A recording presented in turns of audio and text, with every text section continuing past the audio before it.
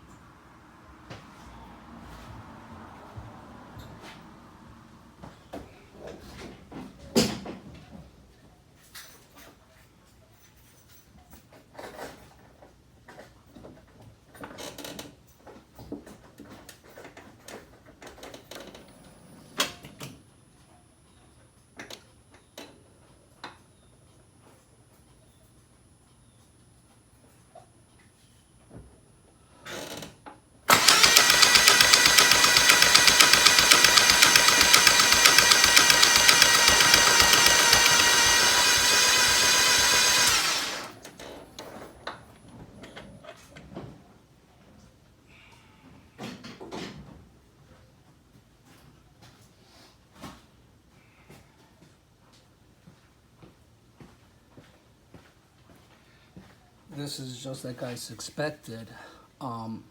This is part 3 of 3 videos that I'm doing as far as the timing chain tension modification. This is in the effort to try to eliminate any kind of rattle or noise during a cold start permanently. Started with the timing chain tensioner because it does sound like the timing chain is loose and rattling because there is slack that is not taken up by the tensioner until the oil PSI reaches sufficient pressure for the tensioner. Now I will attempt to start the vehicle as soon as I put the plugs and everything back in. I know it's not going to make a rattle because the oil has already been primed, but on another occasion, after all the oil drains and goes to the bottom of the oil pan, that is when I'm going to be really anticipating whether it's still going to make a ticking sound or not. The only thing left to do at this point would be to just lock the phaser gear in one position so that it does not phase anymore, which would be advancing or retarding the position of the air intake camshaft.